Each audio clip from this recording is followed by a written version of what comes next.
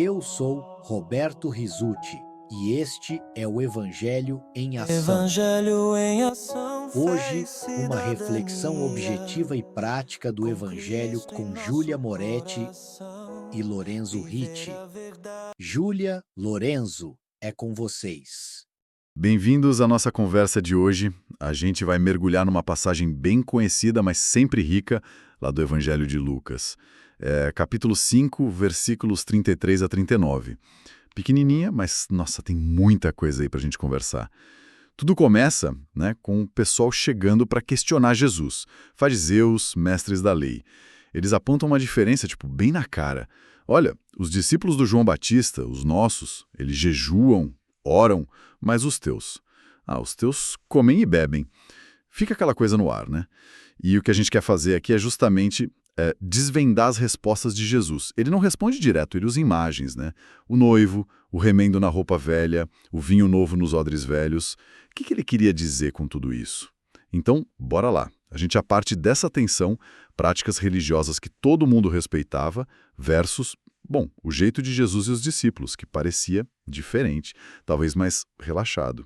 No versículo 33, a pergunta é direta mesmo. Os discípulos de João jejuam frequentemente e fazem orações, assim como os dos fariseus, mas os teus vivem comendo e bebendo. Parece que tem uma pontinha de crítica aí, né? Com certeza. Não é só uma pergunta curiosa, sabe? Tem um julgamento implícito. É super importante a gente pegar o peso disso naquele contexto.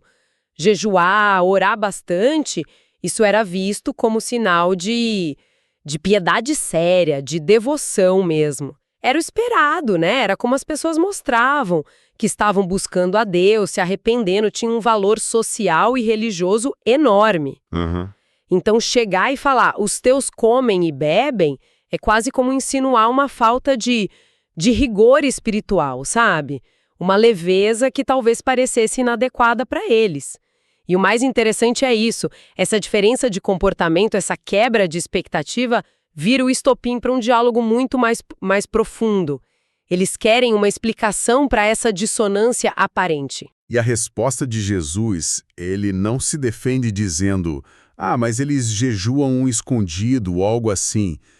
Ele joga de volta com outra pergunta, né? No versículo 34. Será que vocês podem obrigar os convidados de um casamento a jejuar enquanto o noivo está com eles? Exato. E essa imagem do casamento, nossa, é muito poderosa. Sim, ele está comparando o tempo que ele está ali, fisicamente, com os discípulos, a uma festa de casamento. E numa festa, jejum não combina, né? Seria até estranho, talvez ofensivo. É tempo de alegria. E o ponto-chave, ele se coloca como o noivo. Sim, e essa autoidentificação como noivo, isso é carregado de significado. Muitos estudiosos veem aí uma alusão clara à identidade messiânica dele. Quer dizer, a chegada do Messias era esperada como um tempo de grande alegria, de festa mesmo, quase como as bodas de Deus com seu povo, sabe? Entendi, faz sentido. Então a presença dele, o noivo, inaugura um tempo diferente, um tempo de celebração tão forte que aquelas práticas de espera, de penitência, como o jejum, ficam meio que suspensas. Temporariamente. A resposta vai além da questão do jejum, vira uma declaração sobre aquele momento único que eles estavam vivendo. Muito bom. A presença dele muda as regras do jogo, digamos assim. Mas ele continua, né? O versículo 35, ele diz, mas dias virão em que o noivo lhe será tirado. Então, naqueles dias, jejuarão. O tom dá uma mudada, né? Fala de ausência futura. Isso, e essa parte é crucial. Ele não está dizendo que o jejum acabou para sempre. Nada disso. Ele está indicando que vai ter um tempo certo para isso também. Um tempo talvez de luto, de espera, que vai vir depois que ele for tirado deles. Que seria a morte e a ascensão dele. Provavelmente. É uma alusão a isso. E introduz uma ideia muito interessante sobre a temporalidade das práticas espirituais. O que é certo fazer depende do momento, depende da ação de Deus na história, sabe? Se o noivo está presente, é festa. Se o noivo está ausente, aí sim o jejum pode ter seu lugar. Ele levanta essa questão de discernir o tempo certo para cada coisa na vida espiritual. Ok, então a primeira linha de defesa é: agora é tempo de festa porque eu estou aqui. Mas ele não para aí. Parece que ele quer explicar por que essa novidade toda que ele traz não se encaixa bem no sistema antigo. Aí vem as parábolas, né? A primeira, no versículo 36, ninguém tira retalho de roupa nova para remendar roupa velha, senão vai rasgar a nova e o remendo da nova não combina com a velha. A imagem é bem do dia a dia, né? Sim, super visual. Imagina pegar um tecido novinho que ainda vai encolher quando lavar e costurar num pano velho já meio gasto. O que acontece? O remendo novo encolhe, força o tecido velho e acaba rasgando ainda mais a roupa. Sem contar que você estragou uma roupa nova para tirar o tal remendo. É uma solução que piora tudo. Exatamente. Essa parábola do remendo é genial para ilustrar a incompatibilidade. A roupa velha seria o quê?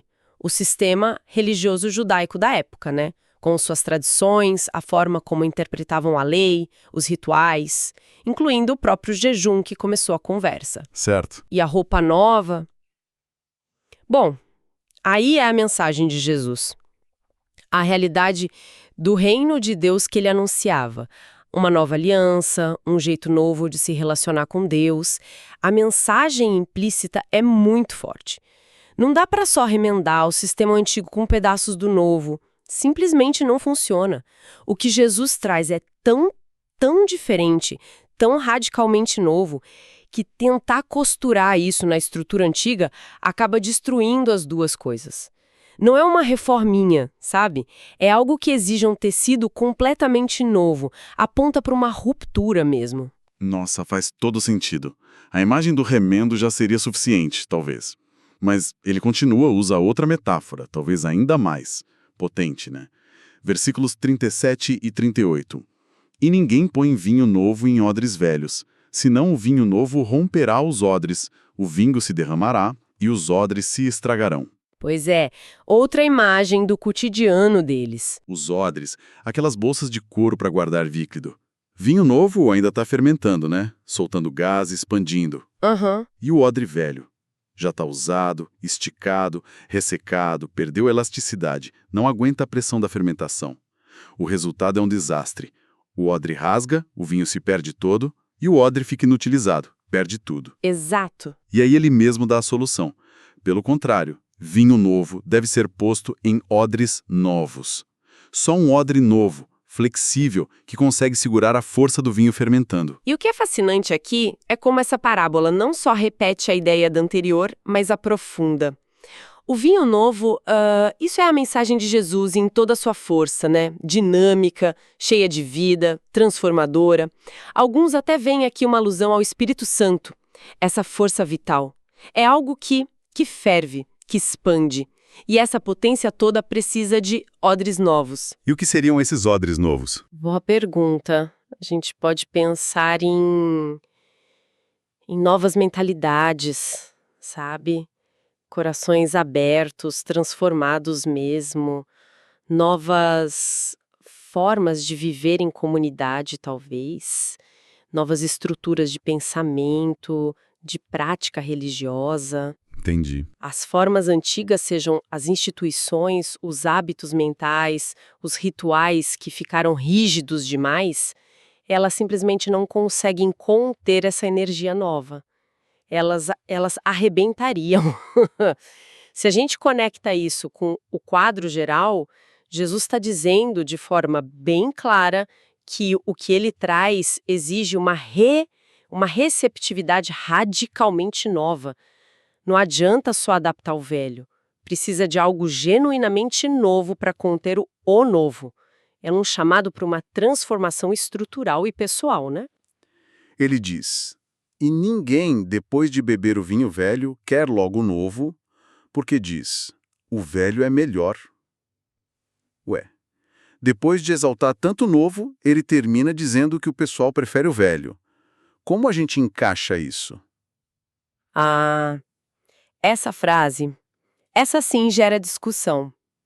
Parece mesmo, à primeira vista, que contradiz tudo o que ele acabou de falar sobre a necessidade do novo, né?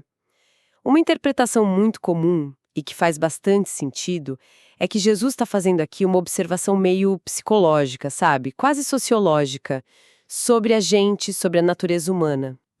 A gente tem uma tendência forte à inércia, né? A preferir o que já conhece, o que é familiar, confortável. O vinho velho das tradições, dos hábitos, do sempre foi assim. Verdade. A zona de conforto. Seja potencialmente melhor ou até necessário, a primeira reação é de resistência. As pessoas dizem, o velho é bom porque é o que elas conhecem, onde se sentem seguras, não querem arriscar. Faz sentido. E tem outra leitura possível. Sim, outra linha é ver essa frase como uma explicação direta para o comportamento dos fariseus e mestres da lei ali na hora. Eles estavam tão acostumados, tão satisfeitos com o vinho velho das suas tradições, das suas interpretações, que eles simplesmente não conseguiam, ou talvez não quisessem, desenvolver o gosto pelo vinho novo que Jesus estava oferecendo. Para eles, sinceramente, o sistema antigo era bom, talvez até melhor, porque, era o que eles conheciam, o que funcionava para eles, o que dava segurança. Entendi. Então a questão que fica é, Jesus está concordando que o velho é realmente melhor? Olha, considerando a força das parábolas do remendo e do vinho novo, provavelmente não. Parece mais que ele está descrevendo a percepção de quem está apegado ao passado. Ou explicando a dificuldade que é fazer essa transição para o novo que ele representa. É como se ele reconhecesse, talvez com um pouco de pesar, sabe? A barreira psicológica e cultural que a mensagem dele enfrenta. Comentário sobre como é difícil para a gente abraçar a mudança, mesmo quando ela vem de Deus. Isso. É um reconhecimento realista da resistência humana à transformação. Ok, entendi. Não é que ele esteja validando o velho, mas constatando a preferência humana pelo familiar e a dificuldade em aceitar o novo. Então, amarrando as pontas, Jesus começa justificando por que os discípulos estavam comendo e bebendo. O noivo está na festa. Simples assim. Mas ele usa isso como gancho para ir muito, muito mais fundo, né? Com as imagens do remendo e do vinho, ele argumenta que a mensagem dele é tão nova, tão potente, que não cabe nas estruturas antigas.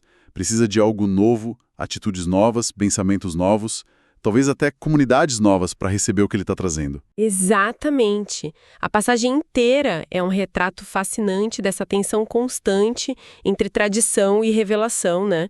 Entre o velho que já está aí estabelecido e o novo que chega com força divina.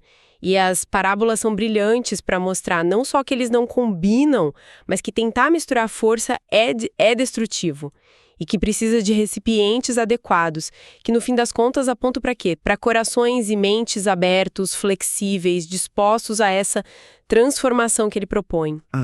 A justificativa para o comportamento dos discípulos acaba virando uma declaração sobre a missão de Jesus. Ele veio inaugurar algo tão radicalmente novo que exige romper com o passado e criar algo novo mesmo. O comportamento deles fazia sentido porque o momento era único. O noivo está com eles. Essa ideia da tensão entre o vinho novo e os odres velhos, ela é muito forte e ecoa em tantas outras áreas, né? Fico pensando aqui, se essas parábolas falam sobre a necessidade de novas estruturas, novas formas, para conter realidades novas e dinâmicas, onde mais a gente vê isso acontecendo hoje? Como é que essa tensão entre, inovação e tradição, entre o vinho novo de uma descoberta científica, de uma nova tecnologia, uma expressão artística diferente, uma ideia política, e os odres velhos, dos sistemas que já existem ou das mentalidades resistentes. Como isso se manifesta por aí? Nossa, é verdade. Em todo lugar, né? E talvez a pergunta mais crucial. O que a gente precisa na prática para conseguir criar ou aceitar esses odres novos que são necessários para o avanço, para a transformação de verdade, seja na sociedade ou na nossa vida pessoal?